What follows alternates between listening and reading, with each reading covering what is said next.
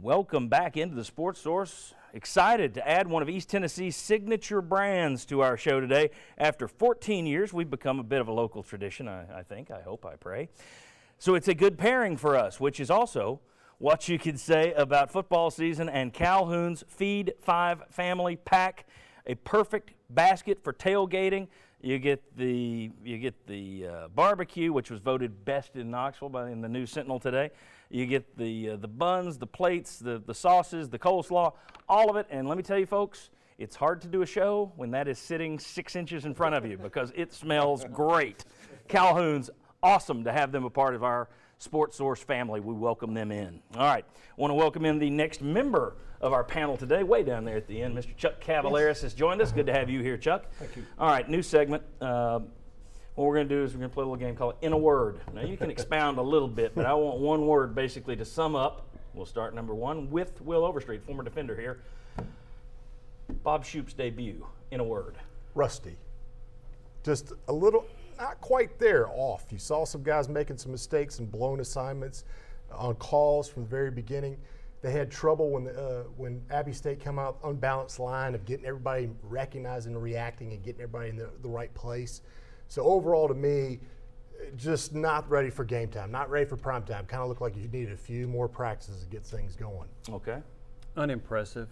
I was expecting to see more out of the defense, and I know the yardage total for Appy State wasn't great, and I know the point total wasn't great either, but I thought I was going to see more pressure on the quarterback and more sacks, and I was kind of surprised looking this up. Appy State had 3rd and 9 at least 5 times in that game, and Tennessee wasn't able to get any sacks, and I just thought the defense overall would play better than it did. Chuck? I had it incomplete because I don't think they finished the some kind of grade. They just didn't really show enough. But yet Appalachian State was only 3 of 13 on 3rd down. That surprised me. But I just didn't really see enough to really, I guess, other than being thankful, you got out of there with a win. Very good. Bob Hodge. Disappointing. I mean, I think that just sums it up. I think people wanted to see more of what Jimmy was talking about. You want to see guys flying around, making plays behind line of scrimmage. Oh, Corey Vereen was flying around. Yeah. He was out in coverage. Yeah. That touchdown. I guess in a word, I might say overreaction. Not so much about his debut, but it's one game. Let's tap the brakes on he's the next Sinceri. I don't think anybody can be the next Sinceri. But I do think let's see the body of work a little bit more, which is true of this whole team. But especially him because no one has any kind of background to go on. I wouldn't panic yet over that. But there were issues. No, I pumped the sunshine for the defensive line all summer, and boy, they let me down the other day. I was not impressed with the defensive line. All right, here's another one, and this one is the coach's use of Josh Dobbs. In a word. Ludicrous. I just don't understand it. Of course, I mean, he wasn't given a whole lot of help for a lot of the reasons we've said. I mean, right away, it's like the play is blown up and he's running for his life. He's making poor decisions. But, I mean, you got to do more to put your quarterback in a position to be successful.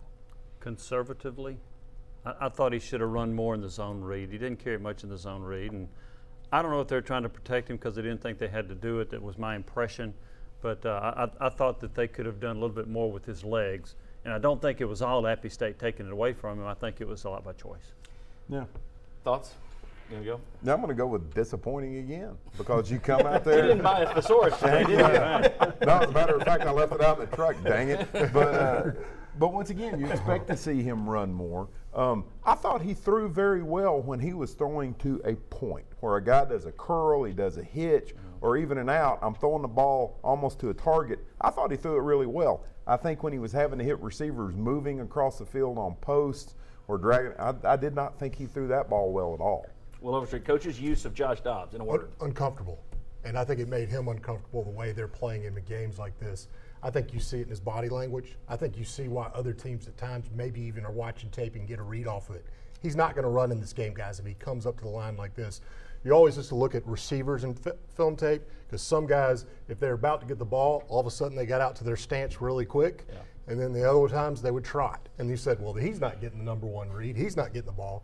Josh Dobbs does not look comfortable when he's not able to kind of do what he needs to do to play his game. Well, the thing is, look, if you put Tom Brady or Peyton Manning in his prime in that offense, you can still win it because you're not going to have 8 guys in the box. Defense has to respect that. You can win with a passing quarterback. Josh Dobbs isn't a pass-first quarterback. So if he's not a pass-first quarterback, and by decision you say we're not going to use him as a running quarterback, why is he out there?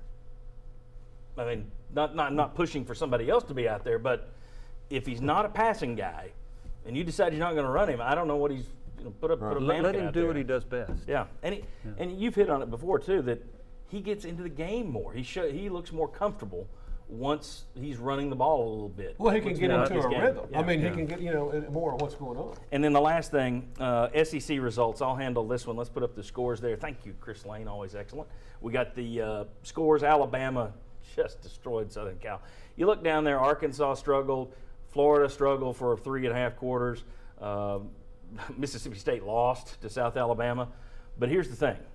The 3 most impressive performances, I thought, Alabama beating a ranked team, Texas A&M beating a ranked UCLA, Georgia beating a ranked North Carolina. So my word, Tennessee plays those 3 teams, naturally, in a row with 2 of them on the road. So if you look at the early SEC results, and you can't overreact to those any more than you can the Appy State game, but just judging it on that first week, it does not look like an easy path like I think a lot of people thought it would. A cakewalk to Atlanta. I don't see it in the cards. All right, when we come back, we're going to have 2 more VFLs join us. A couple of questions. Is Butch Jones more conservative by the year? Also, will this bad performance early help Tennessee in the long run? We got a ton more. Come on back on the Sports Source.